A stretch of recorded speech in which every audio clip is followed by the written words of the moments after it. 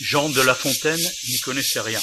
Je vais vous raconter la véritable histoire de la cigale, l'un de mes emblèmes en Provence. Après le 15 juin, quand le sol est à plus de 22 degrés, on trouve de nombreux trous gros comme le doigt partout dans nos jardins. C'est de là que sortent les cigales, après une longue période souterraine, en moyenne de 5 à 7 ans. Elles sont alors sous la forme de chrysalides.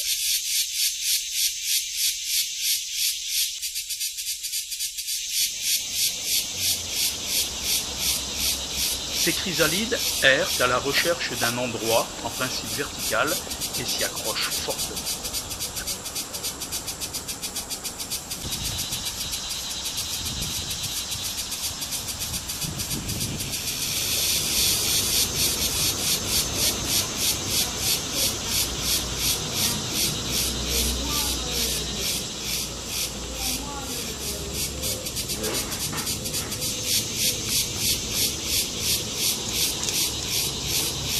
Un long et pénible travail commence alors pour elle. Il dure parfois plus d'1 heure. À force de contraction, le dos de la chrysalide finit par céder, il se fend et laisse sortir la cigale.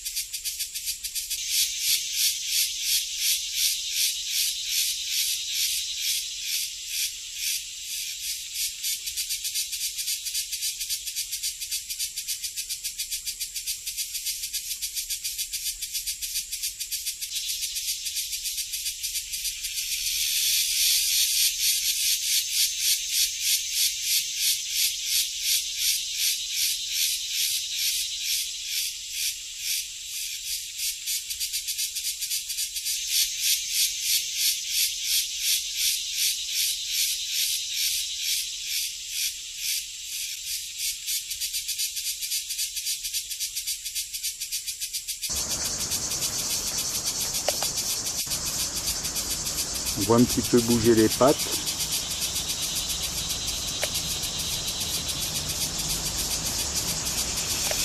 C'est là le moment le plus difficile, quand il faut qu'elle se redresse.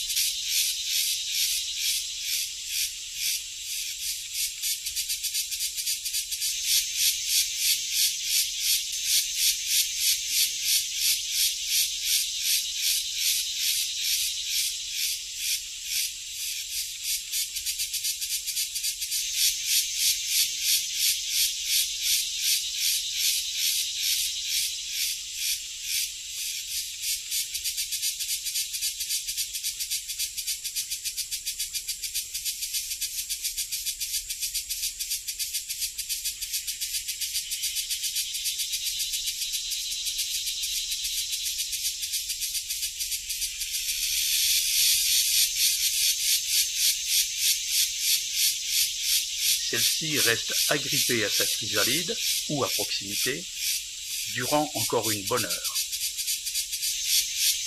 Elle sèche et se colore pour passer du vert anis à un brun sombre pour mieux se confondre avec l'écorce des arbres.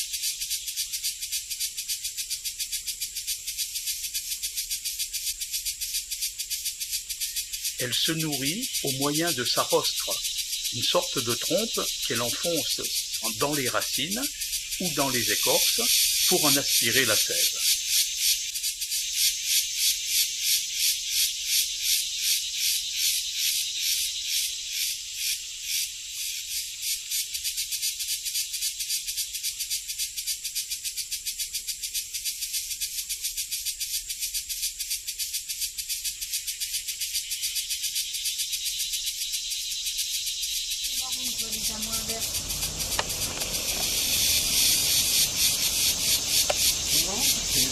belle, la couleur là, hein, c'est ça. Ouais. Et après, ça vient...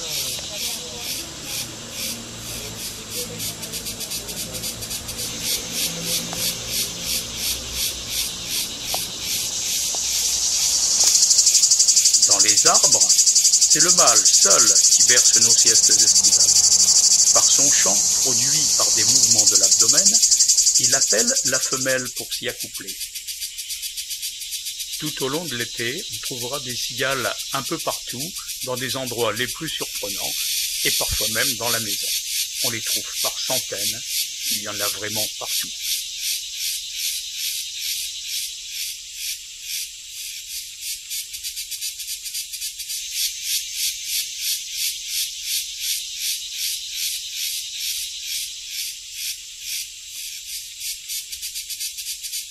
La femelle pond ses œufs sur des herbes, des tiges, et les larves iront s'enterrer seules pour de nombreuses années.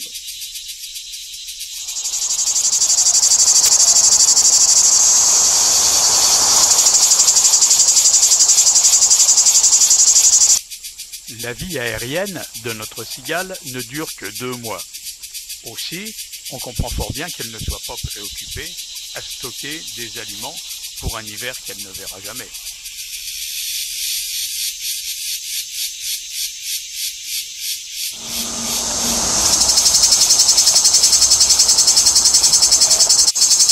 À la fin de l'été, les cigales meurent et comblent de l'ironie. Leurs dépouilles sont dévorées par les fourmis. Non, monsieur de La Fontaine, la vie d'une cigale n'est pas un long fleuve tranquille. D'autres petits animaux peuplent aussi nos jardins, dont le plus connu, la Tarente, qui est également l'emblème et le porte-bonheur de la Provence.